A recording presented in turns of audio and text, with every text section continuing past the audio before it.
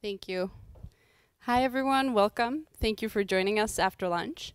The small pause we just experienced is because there was a nice little video for those watching on live stream.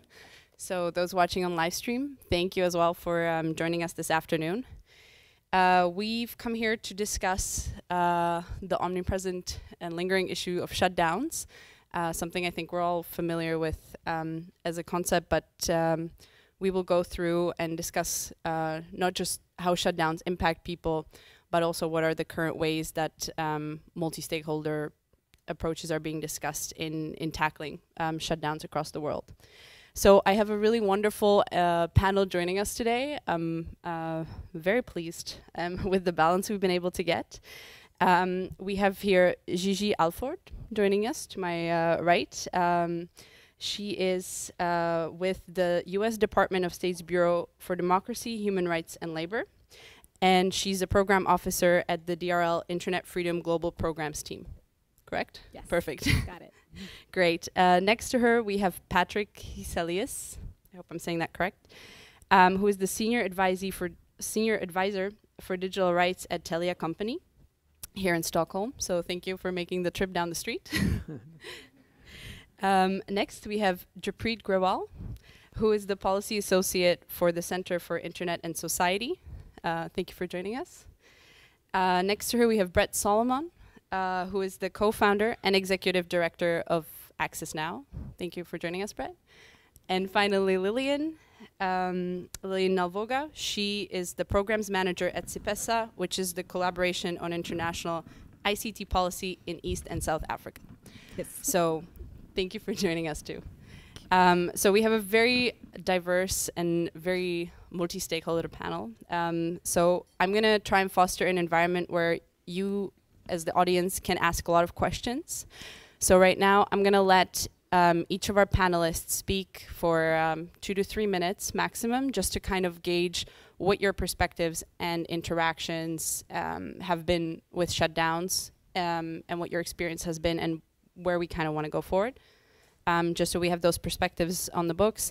And then I'm happy to take questions right away. If not, I have some ideas of where to take this. So feel free to wave your hands at me during, and then I'll point people with microphones towards you. Okay, so I guess we'll go accordingly then to the order. So if you would like to kick us off, Gigi. Great. Thanks. Good afternoon, everyone. My name is Gigi Alford. It's a pleasure to be here. I'm going to speak very briefly, because we have such a great panel here, on, I guess, the government perspective on this, but with the disclaimer that that's a very multifaceted point of view. But I do have the benefit of the year-long or so consultations that the Freedom Online Coalition has had about this trend of network shutdowns or internet disruptions. And we're seeing that, whereas we thought that this practice was something that had existed in the past and we had moved on to different forms of threats to freedom online, this seems to be a resurgent practice and something that we're concerned is going to increase in its severity and its frequency.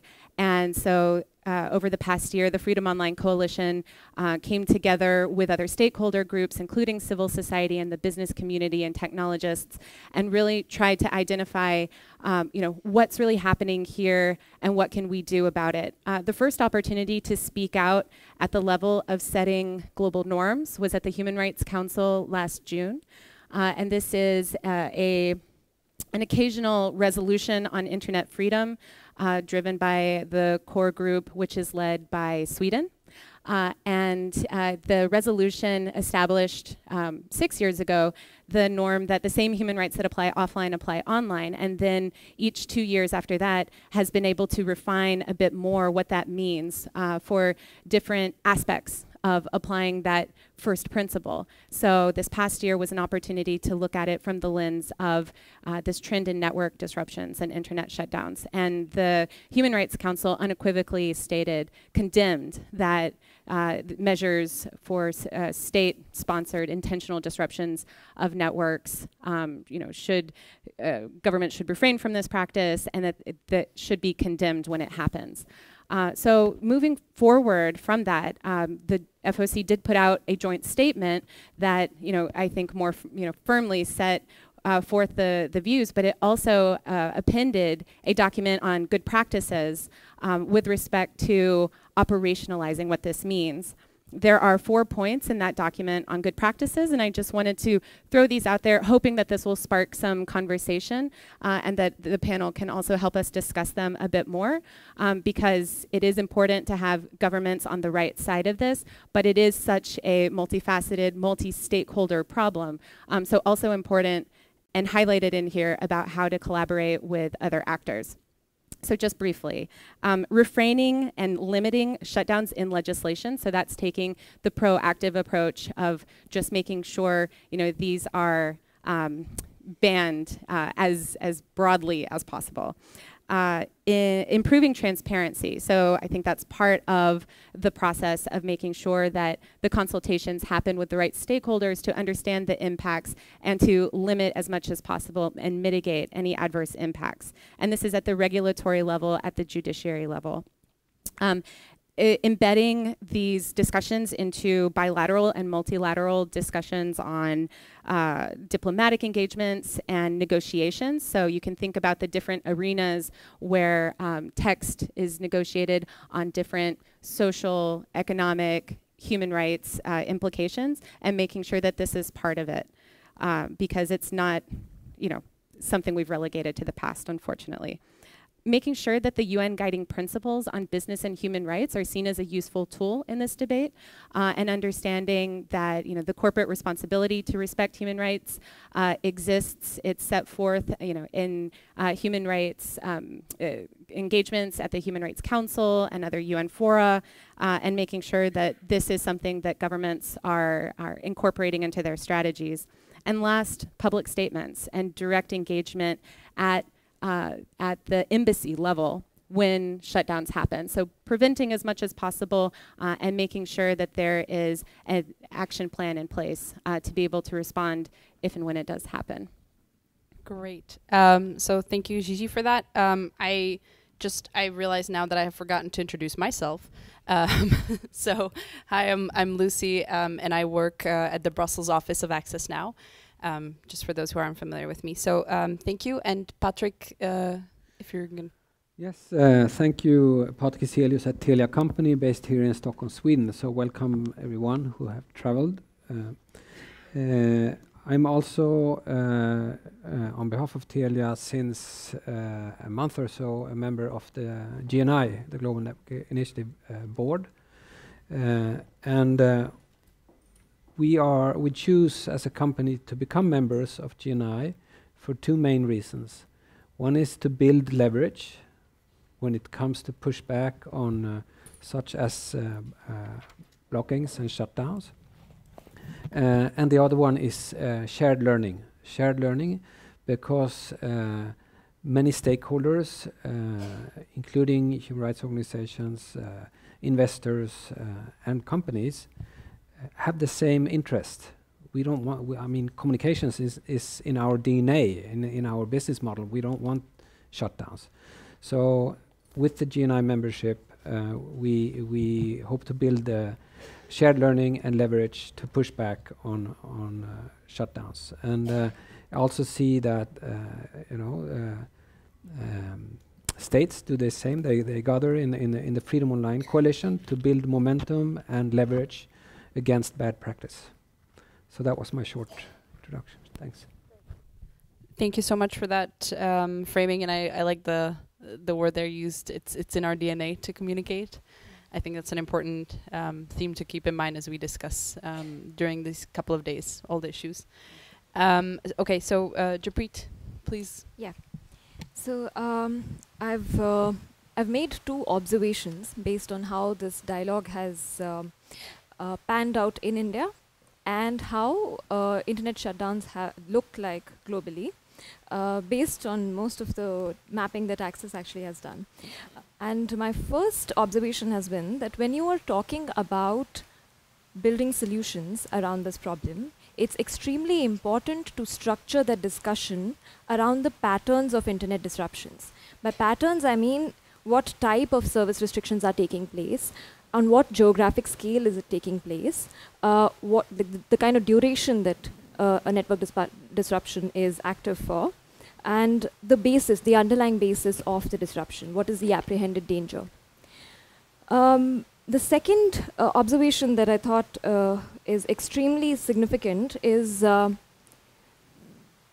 we talk about completely discarding network disruptions? I'm asking this because what is our conceptual understanding of a blanket disruption? Because if we take a certain typology of service disruption, network disruption, say for example banning or disrupting mobile internet, it in itself is a kind of a blanket disruption. It definitely leads to censoring, a mass censorship, or censoring even certain kind of legitimate content with it. So if that's the case, if we can actually go ahead and look for ways in which we can actually completely discard this, then what are the alternatives we have to offer to the law enforcement to address such a situation, to address apprehended dangers that they talk about? That's all. Okay, great, thank you. And may I say, not a completely traditional conclusion there that you're leading us to. That's great, we'll get to it in the discussion. So Brett, if you could. Yeah, hi. So thanks a lot and great to be on the panel. Yeah, we've been working on shutdowns for a number of years now. Actually, our organisation started with the shutdown back in 2009, although I think it wasn't really until 2015 that we actually got to define it. And I wanted to actually come to your point, which is like, where are we now is that we actually have a name for an internet shutdown, which I didn't think we really had before. Like, we talked about in terms of censorship and, you know, sort of, and we looked at different causes, but we didn't actually have like a definition. And I think that that first point that enables us to tackle the concept is actually to define it. So I just want to just, if it's okay, just read a short paragraph of definition that I think sums up largely what we're talking about. It's not, it's contested to some degree, but I think it's largely as a sector we've got to a point where we have a shared understanding of what the concept is, and that is that an internet shutdown is an intentional disruption of internet or electronic communications, rendering them inaccessible or effectively unusable for a specific population or within a location, often to exert control over the flow of information. And having that definition has enabled us to go to the next level, which is that we've actually now put it into international documents and into statements from the FOC and the GNI. So we actually have a relatively shared understanding, which is now starting to be codified. And once it's been codified, it puts us in a position to be able, of course, to then advocate on behalf of it or against it. And so we're starting to see, for instance, you know, in Cameroon, after 94 days of shutdown, that there has been sufficient political and other pressure to bring the internet back on. And in India as well, like, we're starting to respond to some of the entrenched shutdowns, for instance, that are happening in Kashmir, because the companies and the governments and civil society are able to point to a shared definition that is codified in particular important documents at the Human Rights Council and within industry bodies, etc. And I think that the point that and there's a number of steps going forward which I'm looking forward to discuss, but the thing that we're looking at now is measurement. How do we actually measure what an internet shutdown is, what its impact is on society? What are the criteria that we use to determine shared criteria so that government, civil society, companies, international bodies are using similar criteria and similar data sets to be able to measure internet shutdowns and preemptively respond to them when we see the early indicators. So it's naming it, codifying it, advocating on it and measuring it. And I think actually the measuring point should come before the advocating, because when we can talk to the data, then we're in a much more powerful position.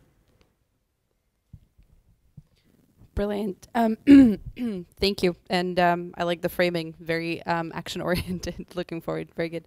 Lillian, if you can do your introduction too. Thanks. Thank you, Lucie, and good afternoon, everyone. Lucie and my fellow panelists, thank you for having me on this panel. At CPES, I think Lucie mentioned it, SPESA is the Collaboration International ICT Policy. In Eastern Southern Africa, we mainly focus on research, advocacy, capacity building on digital rights or internet freedoms in Africa. On this particular issue of internet shutdowns, when we started in 2013, we were mainly looking at how different ICT policies are impacting internet freedom in Africa. And over the years, since 2013, we are seeing new emerging trends. Last year, we launched a report on, it's our annual report on the state of internet freedom in Africa, and we're looking at different strategies from policies, from practices, but what strategies are governments using to stifle internet freedom. And one of the things was we saw that internet shutdowns are the new information controls in Africa. Before, it was easier for the regulator or anyone with political power to instruct a shutdown of a radio station or tell a telecom operator to switch off SMS or try to interfere with their communications. We've seen these things happen over the years, but right now we are seeing that they're getting, to places where they're, okay, we have control over their telecoms.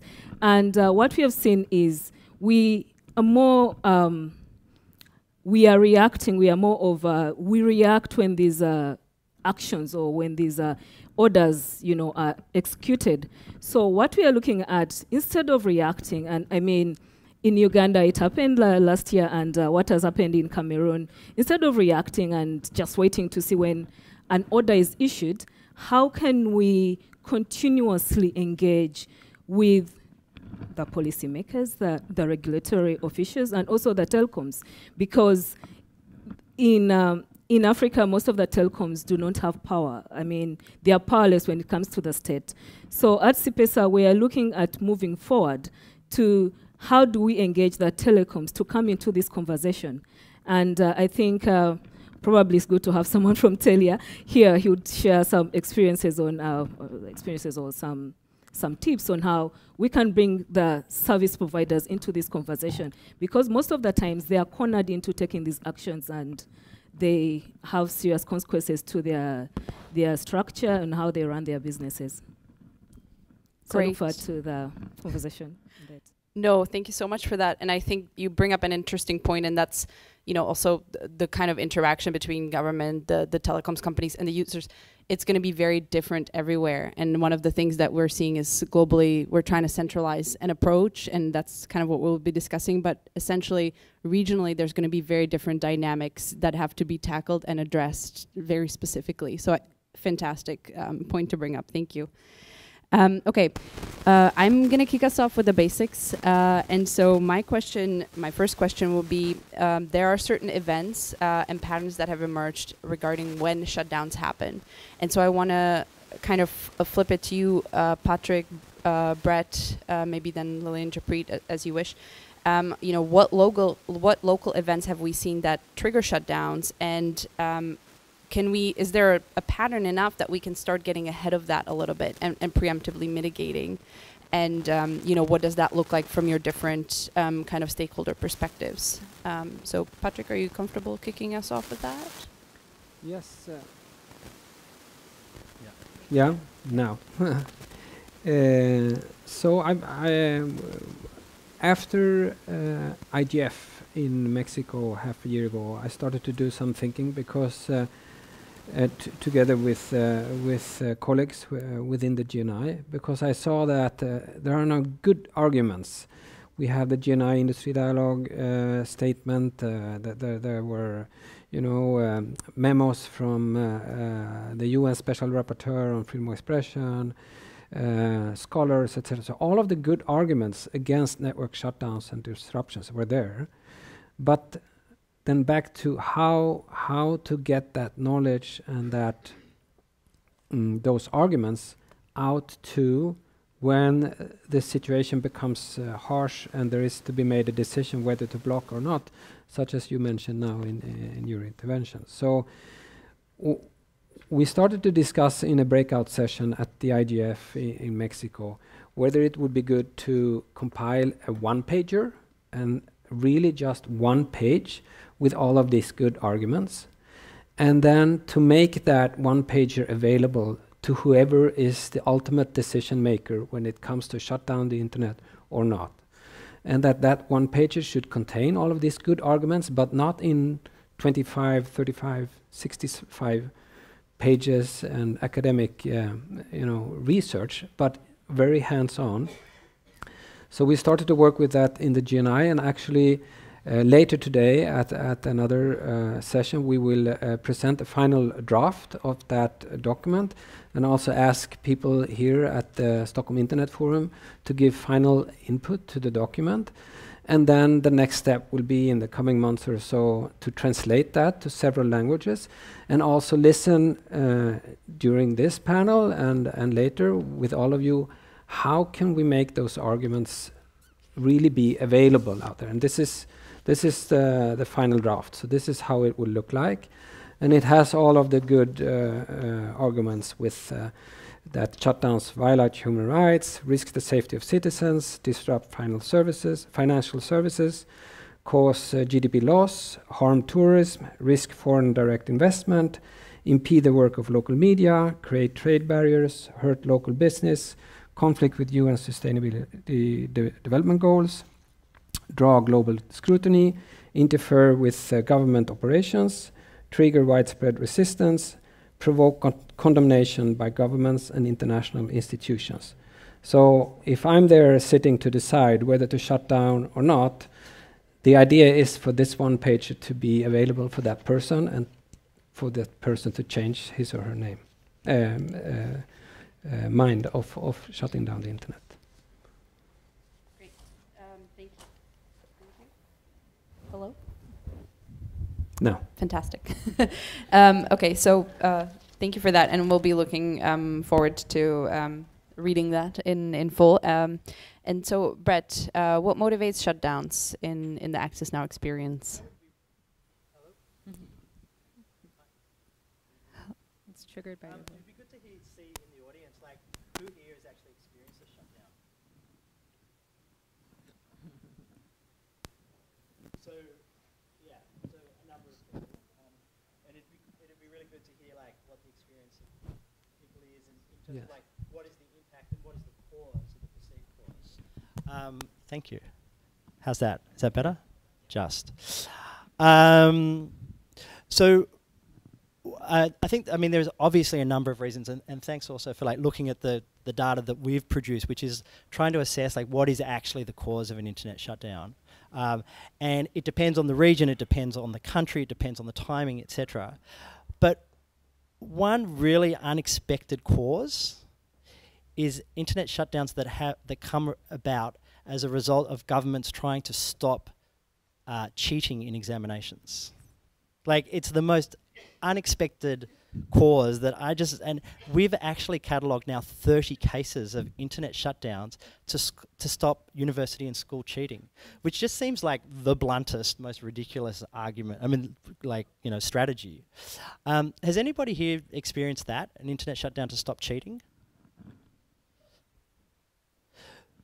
No. So, looking forward for us, somebody was there? There was a hand there. Can you just describe, is it Pakistan? Yeah. Yeah, that would be great. Maybe we can get a mic there. I wonder if we have a mic to give around or if I should run there with mine. That's okay, I'll run. I think it's for the... Yeah.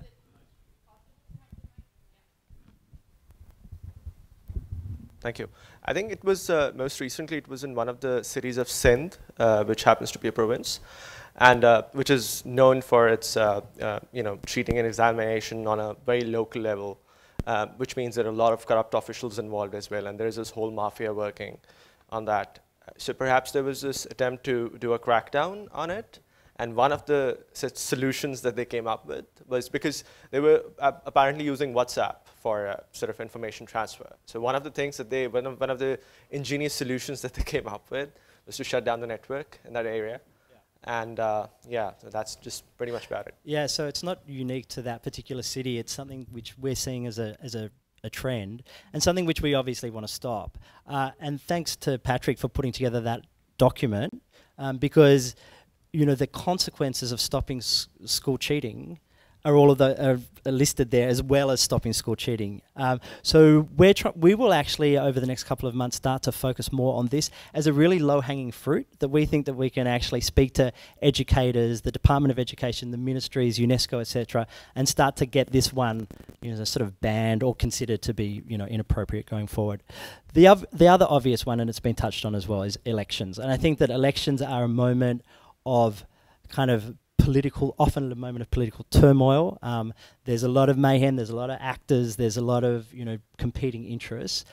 And it's the other one that I'd like to raise. And a number of people that I've spoken to here have also talked about, like, how do we preemptively stop a shutdown? So, for example, for the first time at the end of last year, we got a statement from the president of Ghana where he actually said, because of the political pressure that was on him from a range of different actors, that the internet would not be shut down. So he made a preemptive statement from the president of a government, and that's the kind of position we'd like to be in going forward. And that's a really, thank you, that's a really great, ooh, that's coming in loud. That's a really fantastic point. We have Lillian here, so I wonder if you, some of the next, I think, elections that maybe some of us who are watching Shutdowns are looking at is there's going to be an election in Kenya, and I think in DRC as well in the coming months. So like, from your perspective, somewhat regionally, like how can the international community like in this room help, or is there some regional kind of more up-down approach? And what do you see in terms of what Brett was mentioning, this kind of like preemptive, proactive statements? What would help the environment, or what's the experience there then during such an event? Is this working? I think you can use, yeah. Okay. Thank you, Lucy. Just building on what Brett has just said, I think in Africa the pattern is around elections, and I think there's been talk that the next shutdown may happen in Nairobi. So we are curiously looking at Kenya and trying to see what's going on there. I think there have been patterns of what do I want to say? Cases where government is surveilling, targeting particular end users. Well, I know there are colleagues from Kenya, they can build on that. Yes, Kivuva, you can share more on the patterns you're seeing in Nairobi, but from experience, we may think the next shutdown may come from Kenya, because one is no one has come out to say, okay, yeah, we are looking onto Kenya. Kenya, we are looking onto you. There's no public statement on that, and I think having the statement that Patrick, yes, has developed, and also the statements that have been issued around the campaign on the internet shutdown in Cameroon would be something that is vital. For the case of DRC, I wouldn't be surprised if a shutdown did happen, because it has happened before for 20 days, and that was in 2011, yes? And also, it has happened before, not the shutdown internet, but also interference in use of mobile communication, where there was privileged access to the internet for the banks and the government, services, government officials. So I think what we are seeing here, like I said before, is if we just sit back and wait to just react when it does happen, I don't really think we are doing ourselves justice. So I think the case of Cameroon, no one expected it. I mean, and even after it was shut down, I think the expectation was, okay, yeah, with this international pressure or regional pressure, it would be addressed maybe 1 to 3 days, but it took to 94 days. So that shows how far governments can go. And other governments are looking on. I mean, our friends in Zimbabwe have experienced interferences, and I think at one point last year, the president said he would do China style, on social media, just have it denied and totally shut down. So when you hear such statements and there's no backup from the regional bodies or international bodies condemning these actions, I think it's a huge setback for the actors who are on ground, who are trying to promote rights and address these issues. So I think, yes, we need to not wait for things to happen so that we react to them, but we have to continuously engage. And like Bretta said, it's not just about elections. Simple things like cheating, in school, probably it could be something like, right now, they could be banning on WhatsApp groups. I mean, I can just predict that, people are probably just chatting and, they just ban WhatsApp. So, I mean, they're just random issues that the governments come up with. So I think we need to be able to continuously engage and build on statements that are coming from international and be able to translate them to the local level. Thanks. Great, thank you. And yeah, I couldn't agree more with a lot of what you're saying. And I was wondering, I want to also give the space to the audience. So if you have any questions, feel free to wave your hand. Beautiful, beautiful. 1, 2, 3. Brilliant. I think Anna and others. Oh, wow, lots of questions. And I would also invite you, if you want to make like a short statement, I'm going to cut you off after half a minute or a minute, but I want to get that interaction. I think that's sometimes missing. So feel free to, if you have an experience like that, or if you have a regional experience that you want to share, this is a really good platform. There's lots of people listening to you right now. So use that. Great. So do we have the mic going around? Can we? Brilliant. Okay. And if, sorry, just say your name and organization if you feel comfortable with that, but happy to take anonymous too. Yeah, not anonymous.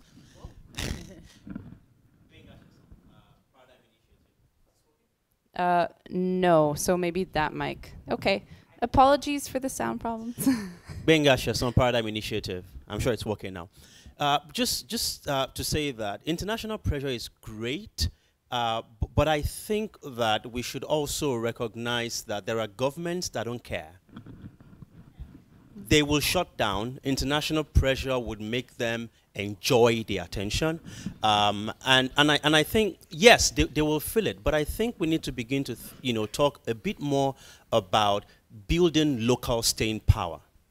And by building local staying power, I mean that we need to begin to work to have organizations emerge that have the legitimacy to either convince local institutions, maybe not the government as a whole, institutions within government agencies, about using tools like Keeping On from Access Now and GNI's new statement to say that this is what will happen if we shut down. So it's great. In Cameroon, it worked.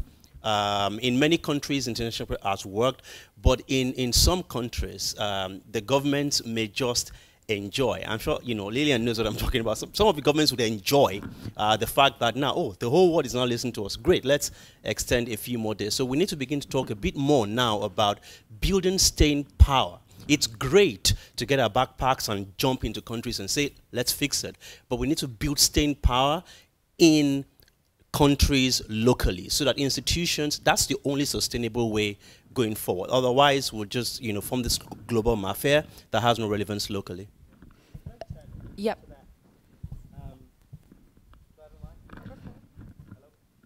Oh, right. Yours. Talk about shutdowns.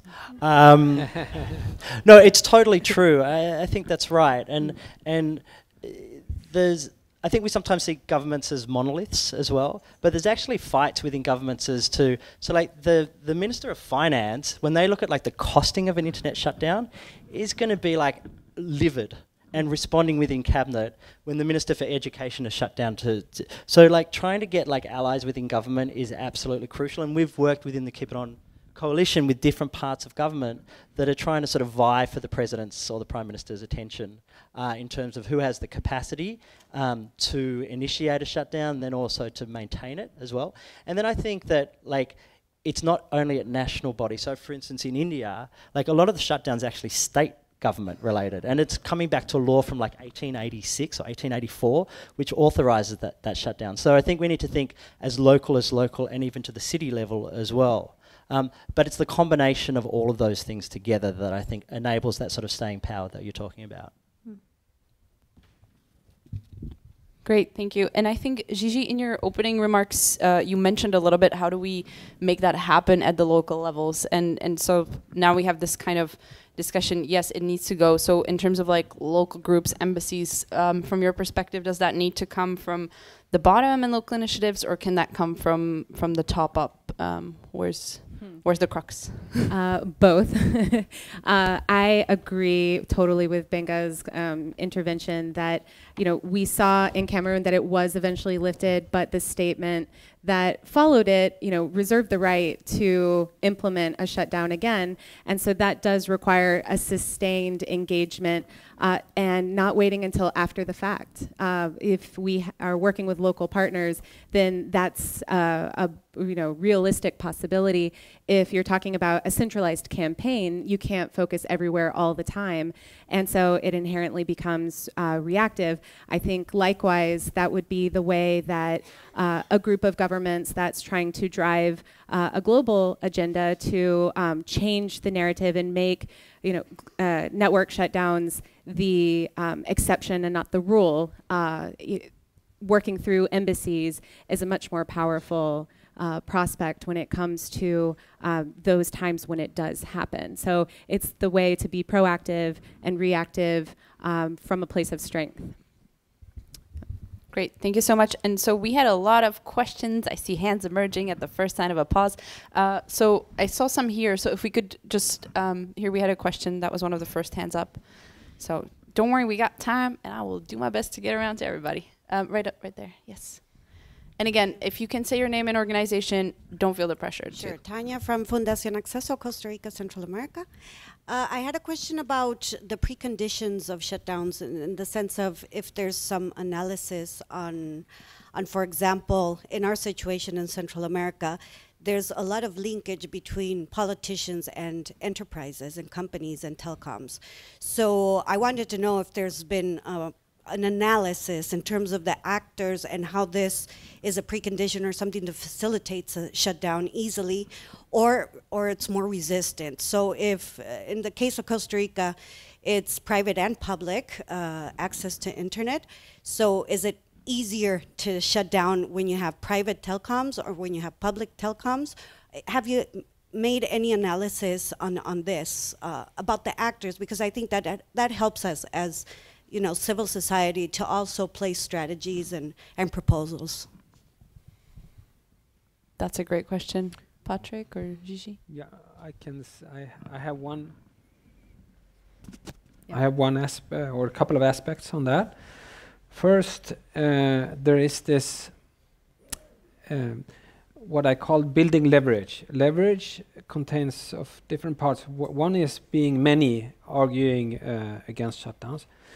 But leverage is also a way of diminishing the pressure on the local decision-making person or local company. So, for example, when a very mindful aspect of my company's freedom of expression policy is that when there are requests for blocking or shutdowns or so, in our local operations, the local operation needs to escalate that, right, to group.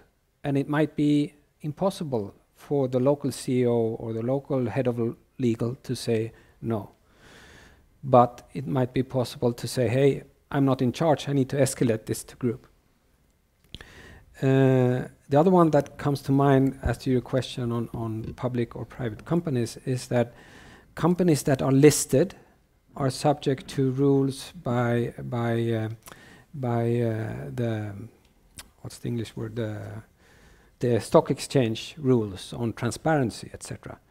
So a listed company that gets a very strange requirement, which maybe is not according to rule of law, so can say, well, okay, we will do this, but there is this transparency requirement because we are listed in London. So we will make an announcement tomorrow, and then maybe the government will say, oh, well, okay, don't. So 2 aspects of your question. Thanks. So that's if you know who the company is owned by. And I think one of the things that we've been trying to do at Access Now, my colleague Peter Mysek has just created the WOW database, which is who owns who, which has a look at the 25 countries where internet shutdowns have taken place, the 89 operators that have licenses in those countries, and then the 41 subsidiary or holding companies that have ownership over some of those operators. So one of the things that we're trying to do is actually get a sense of like who actually owns the telcos to determine where the decision-making power is so that we can influence that. And also as part of that, we've done a kind of briefing on to investors, which looks at some of the issues that Patrick talks about, which is like, what are the consequences, what are the cost consequences, the reputational consequences, etc., of authorising a shutdown or implementing a shutdown, which is authorised by the state. But trying to actually track like this private ownership piece and get a better sense of like where the power lies to be able to influence, I think, is central. That database is open for people to contribute to. And so we've just launched the first draft actually at RightsCon, but I think it gives us increasing leveraging points. There are other leveraging points as well, like the judiciary, for instance, which we also need to educate and get a better understanding of. Because like, for instance, in Brazil, like the shutdown happened as a result of a judicial order, so. Yeah, sure. I could just add, both of the previous speakers mentioned leverage, and I think going back though to understanding about that corporate responsibility to respect human rights. Many companies understand this a lot better than others, and that's why an analysis like this is important. Oftentimes it has to do with exposure. If it's a large company with lots of operations that deal with policy and look at international law and understand the international human rights legal framework, then they're up to speed on this. And while small and medium enterprises can sometimes be a little bit behind the curve on that, just owing to past exposure. So these again are opportunities to make those interventions, to do that education, and understanding that gap analysis helps immensely. So ownership is part of it, but it doesn't absolve the responsibility. It flows to all sized enterprises. And so that is important to understand, but it doesn't make exceptions to that expectation of responsibility. So when an order, a request is made to shut down any layer of the internet, there are existing statements now from human rights experts that say, this oversteps any test of permissible limits on freedom of expression. And so that means something under these UN guiding principles. And there are 3 pillars to that. The first is the government duty to protect human rights.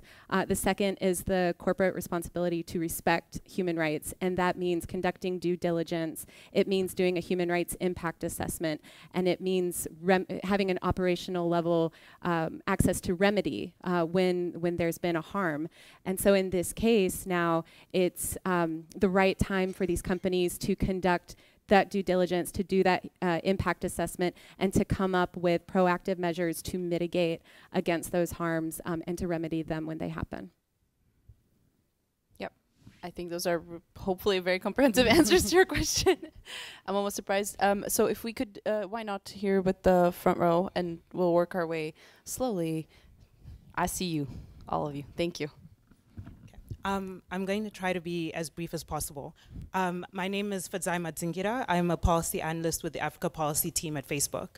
And I think these sort of panels are very important, and my specific focus is internet disruptions and digital rights. And I think it's important, and I'm really glad it came up, is the importance of trying to get better data for what we're doing, what we're talking about, and how to advocate. But I would also like to emphasize that often, and I think this came up at RightsCon as well, is a lack of education also on the part of governments. So we did see, I think you guys would have followed in Lesotho, for example, last year, where the Prime Minister wanted to shut down the internet, but the regulators and the telcos presented evidence to him as to how bad it would be for the economy, and he withdrew the order. So what that tells us is actually there are governments out there who don't understand what an impact of a shutdown could be. And I think that emphasizes the importance of working with local bodies on the ground, which is something that my team does quite a lot. So, I mean, we work with CPESA, we work with KicToNet, and we trying to understand a little bit more why are shutdowns happening, what data do we need to present policymakers. So I'm really glad that came up, and I'm really glad also the issue of elections came up, because I think Ghana is such a fantastic case study for why a government won't shut down the internet when they understand the use of it. And in Ghana, where police services were tweeting out security information, where the electoral board was telling people like, this is where you should go vote, putting up on Facebook that this is what's happening, and then when there was an attempted hack to the Electoral Commission's website, they were able to tweet out immediately like, actually, these are false results. The real results are coming out tomorrow. And were able to do that and prevent violence. Thereby, the government decided that actually having the internet on is more useful to us than having it off. So I think using these case studies is a very vital, is an important thing for us to remember and for us to be thinking about how do we put more research in. And the last plug-in is we're currently doing Africa-specific research at the moment. I think the first launch for that will be in Kenya at the IGF in July, but continuous ones will be done throughout the year. So I am eager to hear from others who are here. What questions should we be asking? What are we thinking about? What are we missing? What are the gaps towards trying to understand for ours, because it's Africa focused, it's trying to see that it's not just the usual classical economic models of trying to find out what the impact of shutdowns is, especially when there's a large informal economy, but trying to figure out what are the social impacts as well. So please feel free to approach me if you have any suggestions or questions that we should be thinking about. Thank you. Great. I love it when panels lead to collaboration. This is this is wonderful. Okay, so if we can take another question from this side. Wonderful, right there. I see your hand. Thank you very much. And then if I could ask you to go to the others, and we'll take some from there. Thank you. Hello, my name is Michael Hull. I'm from a company called Psyphon. We provide internet censorship circumvention tool that's used quite popularly around the world. And I was just thinking about the example of the WhatsApp blocking into 2015 when the judiciary did that. So we had about 50,000 users in Brazil at that time. And when that shutdown happened, we had over 1 million people come on our network in 2 days. So I guess what sort of popped in my mind here is that certainly going to stakeholders and making sure that as much is done on the policy side of things would be effective, but also, you know, people jumped on our network, used our tool to get around this filtering to the degree of basically making that blocking, you know, much less effective as well. So I'm wondering if there's any kind of thinking around these ideas of trying to come at it maybe from both sides. One is where you go to policy, but the other is to make sure that there are tools available for the population, because clearly Brazilians got on our network really fast. We have our software in Portuguese, but we don't even have anybody in the office that speaks Portuguese. So, you know, clearly people are capable of jumping on this stuff very quickly. So I just thought I'd throw that out there, that there's other techniques that can be used. Great, and I'll see if anyone from the panel wants to respond, but also, I mean, VPNs are also a service that can potentially be subject to a shutdown. So, you know, to what extent is even VPN blocking, you know, can be viewed as a shutdown in your experience or not? Do you? Yes, I would love to speak to this because it's something I've been thinking about a lot. Which is maybe funny coming from, you know, the government perspective on this, where, you know, policy advocacy tends to be much of our focus. But it does seem to be that internet shutdowns are quite adaptive. And so, while we can find ways to route around, then, governments themselves will adjust the next time. And so that cat and mouse game is something that will continue. And so we want to make sure to stay ahead of the curve. And what we've been doing is surveying kind of the full ecosystem of these types of anti-censorship tools to make sure that they are deployable in different scenarios, especially in these situations where we almost have a week heads up, a week-long heads up from a regulator or law enforcement forecasting that they're going to shut down the internet. And so we have time to get ready and making sure that there are tools and resources to match what type of shutdown we think we'll see. But the issue is situations like Cameroon, where this was a complete blackout. And the ways that the community had to respond to that, couldn't manipulate any, layer of internet infrastructure or protocol to be able to regain access. There were often headlines about satellite phones being used. Many people will invoke mesh networks as a possibility, but all of this is very case specific and often, quite complex or expensive, or something that isn't already in place on the ground and usable. So when the situation of Cameroon, I think, went on as long as it did, a lot of very inventive offline means sort of sprung up to try to connect people to their highly valuable and kind of life-saving and their kind of economic means of livelihood. They needed to regain that access. So internet refugee camps sprung up on the border of Francophone regions of Cameroon with Anglophone regions, so that that could be sort of tethered in. In other cases, we heard stories of people sending their email account and password with someone who was traveling to a region so that they could log in, print out their emails, and bring it back to them. But then this has immense digital security risks. And so there needs to be, I think, a very sophisticated, multifaceted, quite tailored approach. And that's why, again, I think the issue of making sure that the local actors are, mobilized. Wow, yeah, that's concerning from a whole different perspective. Thank you. I saw Lillian give me a nod, and then yes. Patrick will go to you. Thanks. Yes, just wanted to just capture something from Gigi and also from the lady from Facebook, and I think also someone mentioned about digital literacy for not just the government officials but also for the users. And also that goes on to what Benga said, to engage local actors.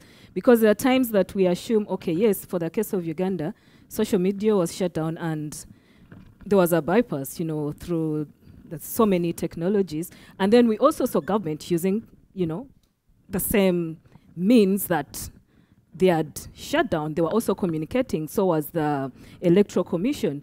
But the thing is, why should we wait for it to happen? Like for the case of Cameroon, we don't really need to go there.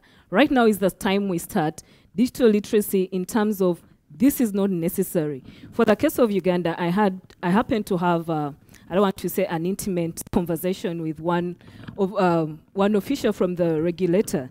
And he said, we have a problem. As a regulator, we do understand that this is something that should not be done. But now this comes from above us. It's on top of us. It's beyond our control. In that, there were these political actors, political officials who felt that, well, if people are still using social media to communicate, why don't you just shut down the entire internet? So there was also that conversation. And to what level it was settled to say, okay, no, let's just stick to social media for 5 days. That is something that we need to investigate what motivates these shutdowns. And in this case, I think really we have these assumptions that maybe it is this, maybe it is this. But we need to develop this relationship with the very actors who initiate these actions to understand that, because when we do not understand that they lack the skills, or maybe they are aware and they don't care, they need that sort of fame to know, oh yes, we are now on the international map. So there's need for that digital literacy, and I think building skills for cases where it's just not the entire internet block shutdown. That is okay, because then people are able to use the different tools that are there to bypass these shutdowns. But I think digital literacy is key for all actors. Yeah, great. Patrick? Well, it's kind of comment kind of in the line of the same argument that you are making, is that when there are blockings and shutdowns, also of SMS and VPNs, as we have seen, and there are these other perspectives which we need to understand to give the right arguments against blockings and shutdowns. There's security arguments, there is the fake news and the anti-terrorism. During the mid of this day, I was in a panel on the other side of Stockholm on television issues, and in a panel on blocking of piracy in Sweden. There is a court ruling that one operator in Sweden is by court told to block 2 piracy sites. What happens then, of course, is that the rights holders, they come to us other operators and say, you should follow that court ruling and voluntarily block those piracy sites. And we say, no, if there's a court ruling, but not voluntarily. But this is just to say that there are other perspectives. And actually, I made the same argument in that room. I said, you ask for voluntary blocking of piracy.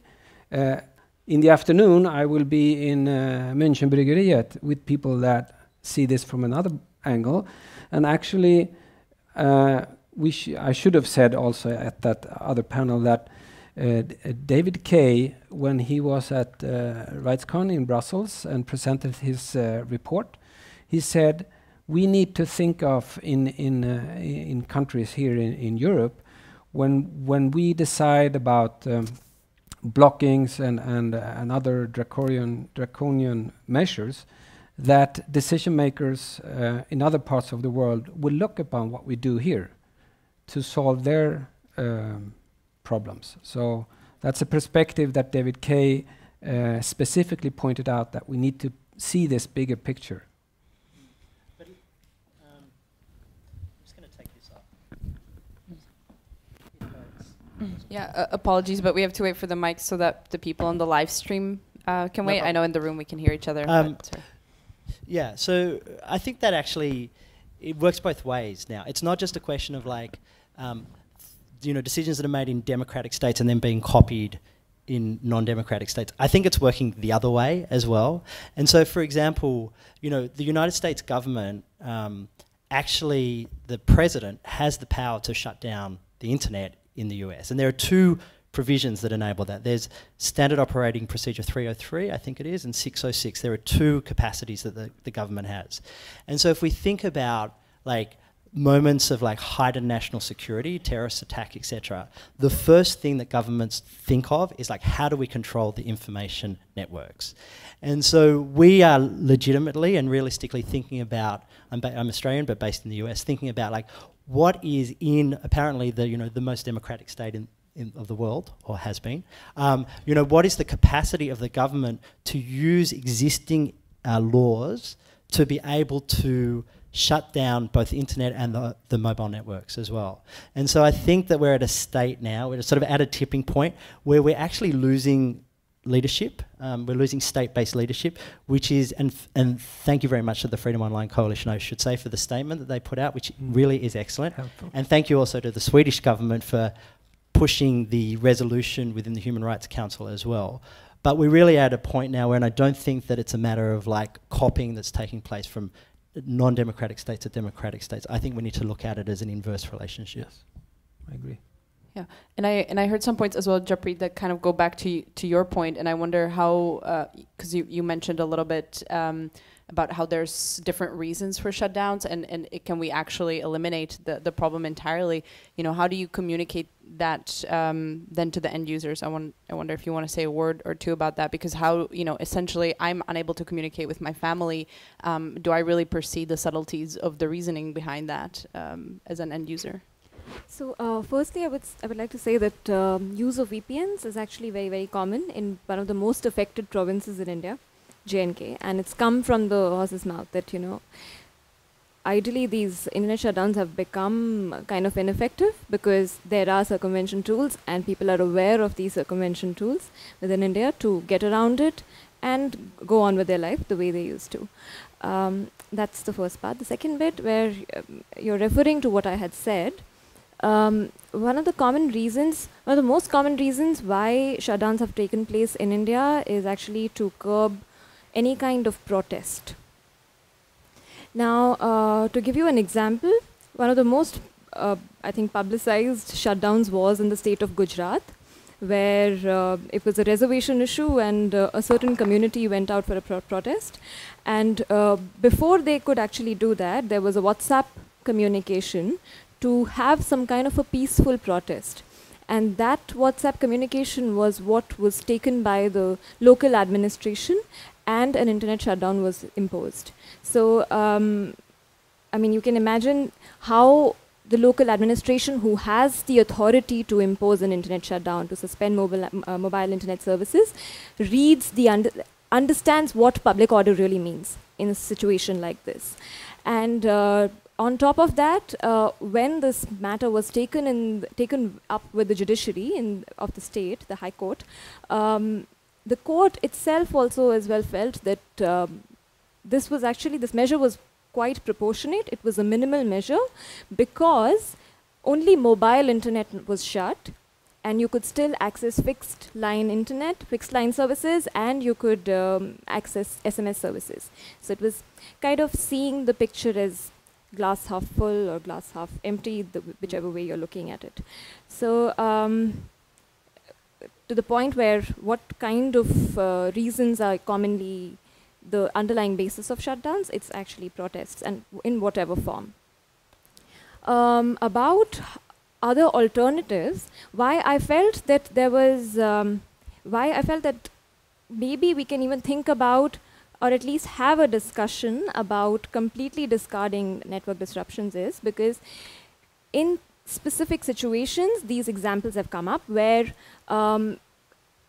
employing, I know this will invite a lot of other kind of debate, but employing social media monitoring tools for kind of mapping rumors is actually quite prevalent in a country like India, and there have been conversations where they say that injecting these conversations in the discussion about internet shutdowns is kind of relevant.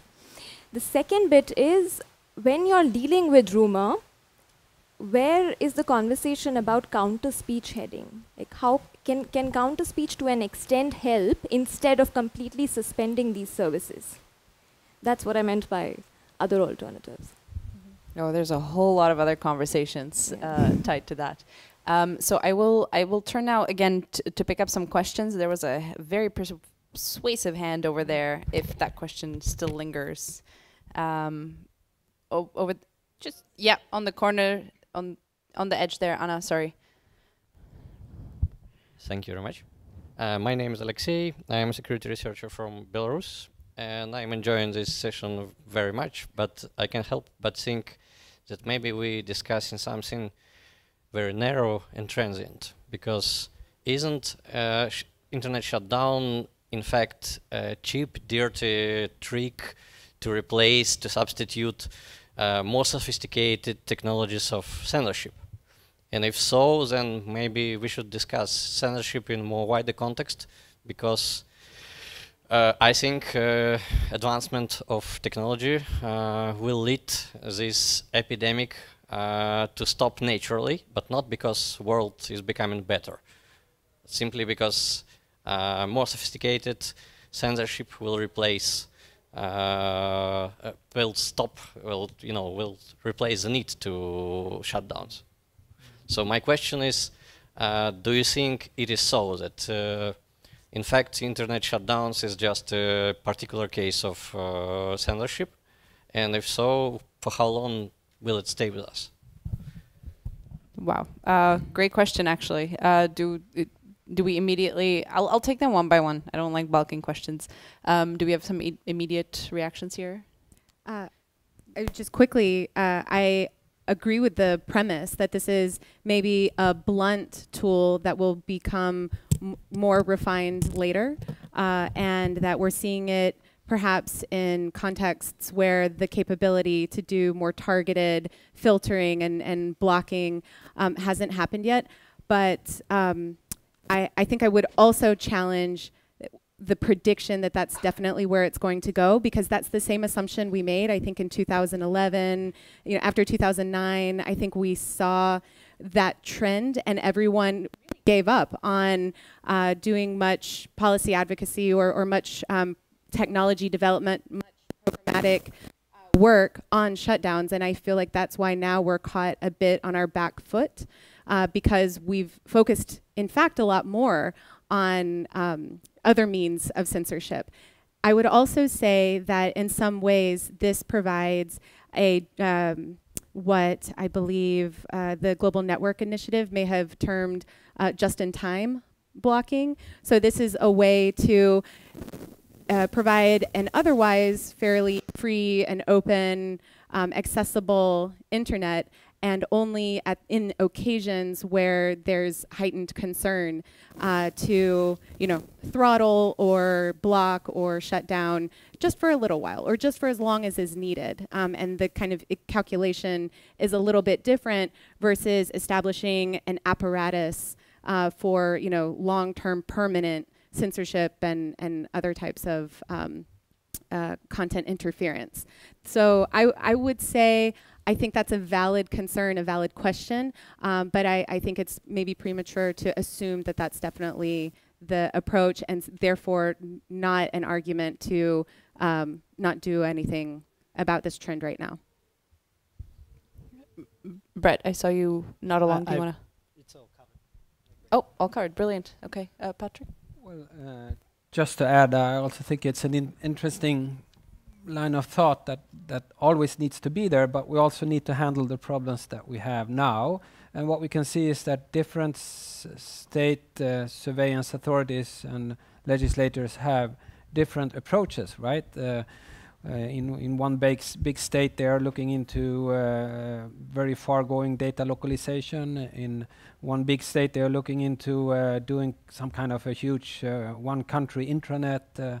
In one state, there is no internet. In one state where there is huge surveillance, internet is completely free, but everyone knows that everything is always so there are different tactics for surveillance and thus censorship in the end. Great. There's a question, a burning question, if I may. That hand showed up in the middle, and then we'll go to the back corner there. Right. Yes. Okay. Thank you very much. My name is Suleiman Abraima, and I work with the Media Foundation for West Africa. We are based in Ghana. I think it's important to share perhaps what works, because we keep making reference to the Ghana example without really articulating what was the context and how did it work. First of all, the issue of regulation and whether or not the operators may have the power not to shut down when they are given the command or asked to do so. In the case of Ghana and in many of the West African countries, I think it just takes a statement from the communications regulator or the Minister for Communications to say plug it off, and it will be off. Then the question about the economy and how much will be lost and all of that, I think that is a great argument. But again, contextually in Africa, governments would crash the economies during elections. It's a normal thing. So to say that if you do this, you would lose $8 million in a day or $10 million in a day, really, that is not what they are thinking about. It's about, would I win? Would I maintain the power if I shut down? So it's important to contextualize it and to say, well, it may play out in different places. Now, in the specific case of Ghana, when the IGP came out to say, well, during elections, we are observing what is happening and we are likely to shut down, I think that what happened was that citizens were mobilized. And the government felt that, look, if we don't even come out to clearly say that, no, we wouldn't do it, this is perhaps the end of our campaign. Because there were people who were asked, okay, what would a shutdown mean for you? And on radio, on television, citizens were like, even for contemplating to shut down the internet, I'll vote against this government. You know?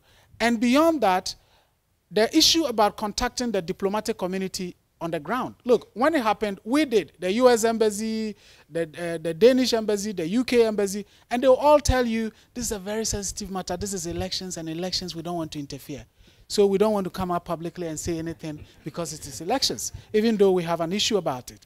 So we even had to bring Facebook people from headquarters, from California, at a conference to talk about the issue of countering hate speech online and so on. And we had the police, the leadership of the police at this forum. And it turned out that they themselves needed some support. And so part of the things we had to do was to organize a training program for their communications bureau on how to deal with, you know, issues of social media, how people are, you know, falsehood and so on, and how would they counter. So a lot of things happened. At some point, the government was even raising issues about our organization, that we are doing the bidding of the opposition because they are not contemplating shutdowns, and we are interviewing people about what shutdowns will mean for them and so on and so forth. So elections are coming up in Kenya. I think the right thing, for example, is to test, to get a media organization to interview the Minister for Communications. Would anything get you to contemplate shutting down? You know, and then we can test the waters and start a conversation around that, rather than waiting for them to have the opportunity to do so. That's really great. And I'm sorry to cut you off, and we're very happy to hear more about what can be done proactively and within Keep It On. So please come up after.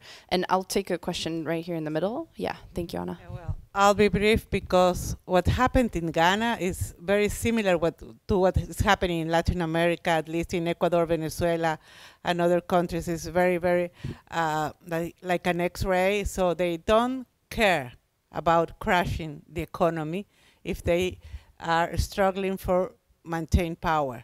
And what I was going to tell Alexei from Belarus is that it's like a toolbox, and they have all, it's not that one state uses one mechanism, another uses, in Ecuador they use everything. They have hacking team, they have surveillance, they have trolls, they have all the tools, and they also have these mechanisms. They have DDoS attacks, so you can be taken down when the hacking team, it was known that Ecuador had some contracts with hacking team. Only the internet media published that, and we were taken down by DDoS. All the 4 sites that published the thing in the internet, massive DDoS. Or in the 2014, there was some news about the intelligence secretariat, and also there was a shutdown. And in the elections, we don't know what's happened, but it was everything fall like for 2 hours, very crucial 2 hours after the ballots. And they say, well, could be this or could be that. But actually, the electoral authority, the president of the electoral authority said, well, we withhold the totals because we want to keep calm. So it was not the communication sector, but the electoral authority. And then he denied his own declarations, but they are on record. So everything happens, and it's just a toolbox. I guess shutdowns are more precise now, just in the right time, in the right moment. Not every time and not all the moment, but there is still a part of the toolbox. Yeah, and I think that's an important toolbox to look at. I'm gonna take a bit more questions, but I'm just gonna shoot it back to my panelists, since they're so patiently waiting on stage. And I think a question that's emerging is, then how do we, if this is the toolbox that they have and these are the things that are happening, how do we start addressing that? How do we go to legislation? Is that the kind of path forward? And how do we kind of move, from the exception, from kind of shutdowns being the rule to being the exception? How do we shift that? So in your different, and we have such versatile experiences here, how do we kind of shift the paradigm from the commonality of issues like this? Gigi? Yeah, sure. If it's okay, I'll kick it off. I didn't want to talk too much up here on the panel. I love a session where the panelists and the audience members could change places and it would still be as rich and substantive a conversation. And I find it very encouraging because when I think when Access really started surfacing this topic at RightsCon in 2016, it was still nascent in that conceptualization stage. And so what I do like about the concept of internet shutdowns and something we sometimes refer to as network disruptions is that it captures all of this. And so it's almost a term to use for that toolbox and for a way of deploying that toolbox kind of in the moment in ways that catch people off guard. I would say that this recent trend, the resurgence of that toolbox being kind of deployed all at once or in ways that now we call internet shutdowns, is because we made it ineffective in many ways to try other piecemeal parts of content blocking, filtering, throttling, all the terms you can use. We came up with good tools to get around that. That's why I really like the Psyphon question. In some ways, because Psyphon is working so well, they're reaching for other tools in the box. And so, I think now it's going to be making sure that our toolbox has as many tools that can be tailored to respond in different times. And I think that's where some of the work has to be done. I think that's what Brett was talking about earlier in terms of cataloging, in terms of doing the assessment to understand when we're measuring, what are we talking about. I would take it a step further and say there's been fairly good work on the measurement side. There's been, I think now, a good body of evidence and a good momentum built on the advocacy side of things, but filling in this gap. How do we make a shutdown either more expensive, raise the cost so that it does start to hurt? I take Suleimana's point that, sometimes you're just basically providing, dollar figures or whatever currency figures to plug into an equation so that someone could say, oh, is that all it cost me? Or okay, so I won't shut it down for 2 weeks, just one. So we only lose $100 billion. That is a dangerous prospect. It's an important data point, but needs to be part of a wider response, a coordinated response. Can I just respond? So if we look at the maintaining power argument for an internet shutdown, which I think is related to elections and protests, those causes. What I think we identified in Ghana was that they would actually lose power if they shut down the internet. And there are actually a number of examples of that as well. I'm sure there's a number of Egyptians in the audience, but if we go back to 2011 and think about when Vodafone and Orange shut down the internet in Egypt, the consequences of that were more people on the streets. And so I think if we can maybe, and I hadn't thought about this before, maybe if we can actually catalogue examples of where a internet shutdown has actually resulted in a weakening of power of the government, that might be stronger than this is going to cost you $10 million. The result of that then might be that those governments stay in power, which is maybe something that you don't necessarily want. Yeah, so we'll think that through.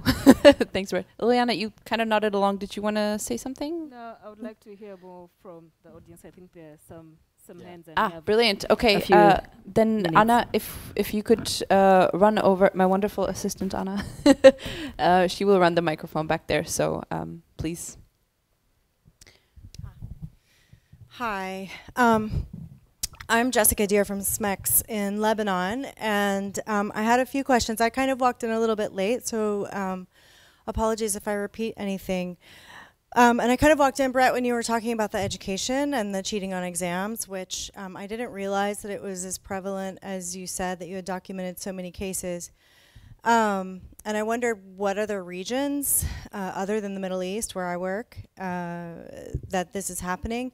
But I would also maybe challenge that I would challenge it that it's a low-hanging fruit for a couple of reasons. I think in contrast to protest and elections and this sort of shutdowns or disruptions for the sake of political power, that internet shutdowns in the context of education actually, it's not an internet issue, it's an education issue. It's a policy issue, it's a structural issue that governments are using the internet to try and solve, because in the Middle East and many countries, whether or not you pass exams is really whether or not you get a place in a university, is whether or not you move forward. So I think to address that issue as a shutdown issue without addressing the more underlying issues is maybe, I think, well, let me phrase it in the positive. I think when you address that issue as a shutdown issue, you should also address the more structural issues in those environments. So, and I saw that Deji has put out on the list actually sort of comments about how we would like to engage in a campaign like that, which is good. So I'll share that as well. So then my other question is, and this came up in a session in the pre-SIF meetings. I was speaking with someone from Bahrain, and they were talking about the Duraz shutdown. And in Lebanon recently, we just identified a shutdown that's been taking place for 2.5 years of mobile data. And it may seem that just having a shutdown of mobile data, maybe not such a big deal. It's a town of 160,000 people. But in sort of what the panel has been talking about, these more granulated sort of approaches to shutting down different regions, I think also in Kashmir, I don't know if that's been talked about. But these smaller places, I think, are kind of forgotten shutdowns in a way. And I think while, of course, we have to address the larger issues, we need to find a way of making sure that we either aggregate. We were talking about Kudduraz and Arsel be sister cities and shutdowns somehow. How can we make sure that you know, these smaller, more marginalized places aren't forgotten about? Yeah, thank you. And thank you for bringing that up. I'm going to take the mic from you just because there was a question right behind you. Perfect. Great. Hi, my name is Jimmy from the Nigeria Coalition for the Alliance for Affordable Internet. And I know that we seem to be taking the internet shutdown thing from a purely oppressive perspective. I'd like to ask a different question. Maybe it's a bit crazy, maybe thinking too far ahead, but do we foresee any scenarios where there might be a legitimate need for an internet shutdown? And is there some sort of protocol that we need to design so that we can kick that kind of scenario in? It might be a bit futuristic, but if you think doomsday type philosophies and AI intelligence and ransomware, you know, infecting everybody in the world, do we think about internet shutdowns from that kind of perspective, if you wanted to borrow kind of the Bono's six thinking hats perspective and say, are there other scenarios other than just governments being oppressive? Great, thank you. And I'm going to let panelists react if they want to. Yeah. Well, just an initial remark is that any such request must then go through the rule of law, necessary, proportionate, and transparency, right? So without knowing what that potential request would be about, we need this UN guiding principles and the necessary and proportionate principles and the transparency to be able to judge whether it is an okay request or not. Just to say, I mean, to whoever does shut down the internet, they feel it's a legitimate need.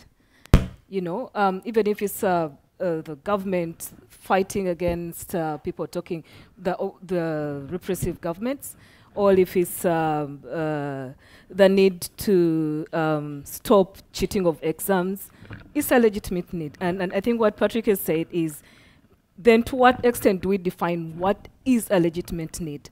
Because then to differing, everyone may have a different need. And I think I've had discussions. There's a current proposal, I think, by Afrinic. Someone put through a proposal to that they should switch off the internet for government services for African governments. And well, they may have a legitimate need, but in my opinion, I don't really think in the manner that the internet was created for that someone should have the power to plug you off.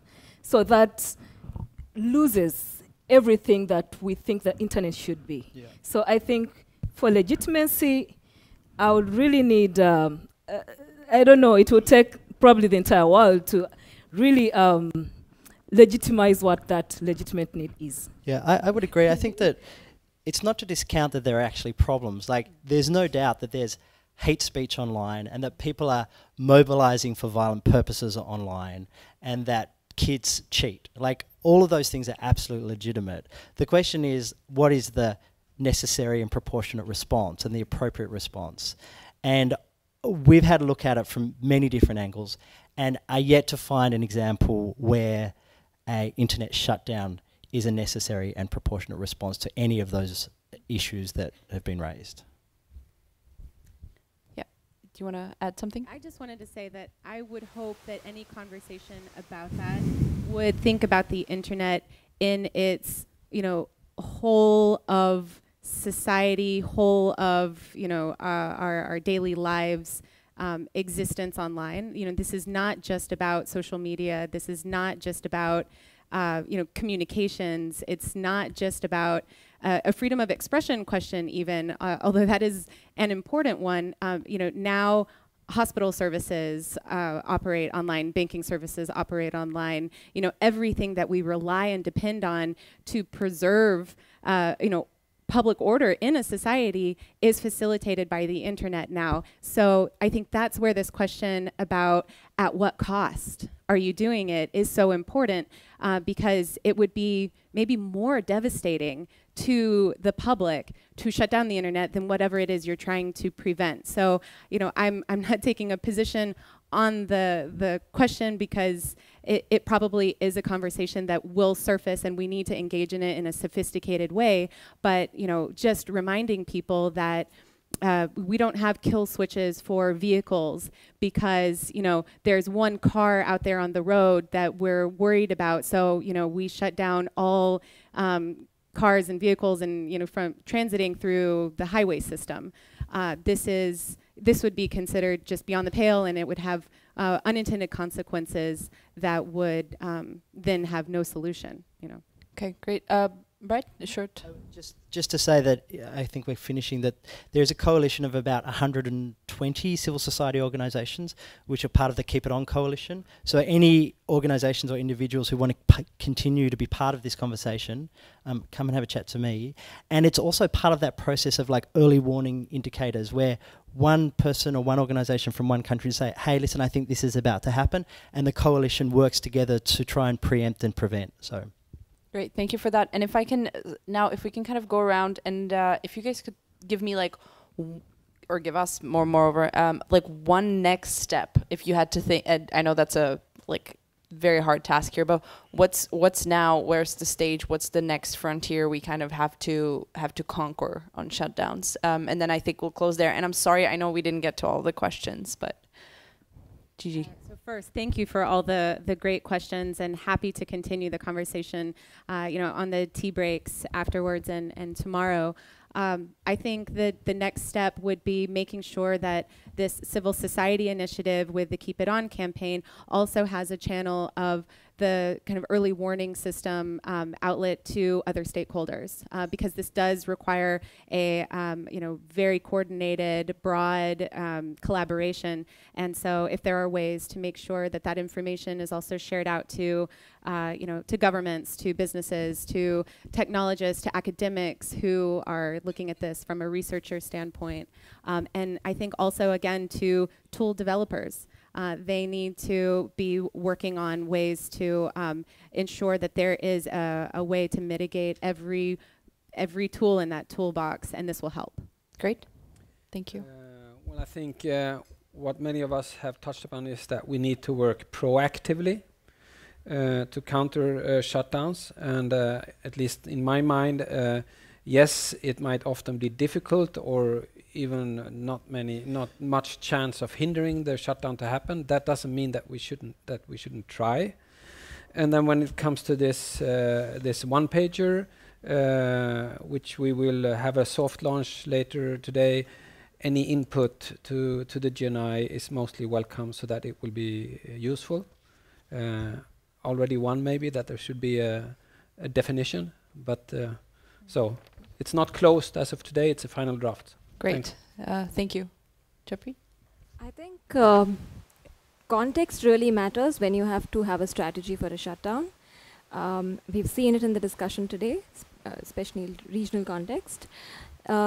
Based on the kind of exposure I've got in terms of internet shutdown research in India, it's the legislation that has failed because of which the problem exists, and it is certainly the legislation which needs to address this problem. And at that stage, we are actually engaging with certain members of parliament to take this informally and formally ahead. So I think. So the Freedom Online Coalition has put out a statement, which means that 30 governments have agreed upon a position. We're seeing internet shutdowns happen as we speak, and now's the opportunity for that coalition of progressive states to respond in real time. You have a position, now we need you to speak out publicly and privately.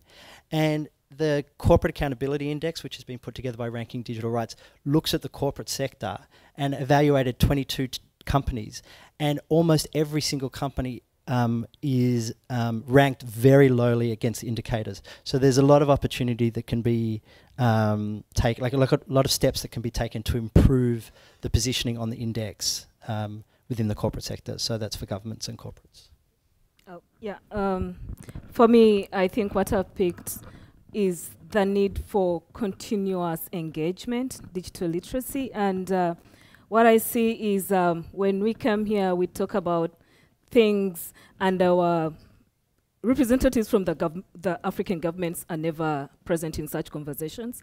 And I think the task to, say, Freedom Online Coalition is how do we bring more of our legislators or our representatives into these global conversations. And with that, just I want to conclude and say at CIPESA we have this annual Forum on Internet Freedom in Africa, and this year it will be hosted in South Africa. So for those probably who have not been to Africa, South Africa, Johannesburg is a great place to be. But I think bringing conversations closer home, I mean, may have meaningful impact to the local actors. So you all welcome to come to these forums and create the, I don't want to use the word pressure, but bring the pressure closer to home, because if they cannot come to conversations here, maybe if we took the conversations to them, it would be great. Great. Thank you so much for all your remarks, and thank you for joining us here on stage today. I think there's a lot of open doors that you've heard here. So for those of you working on this with different regional experience and different takeaways, I think there's a lot of doors open for you here to knock on and to have those conversations. So if you could all please join me in thanking the panelists for taking the time today. Great. And enjoy the rest of SIF.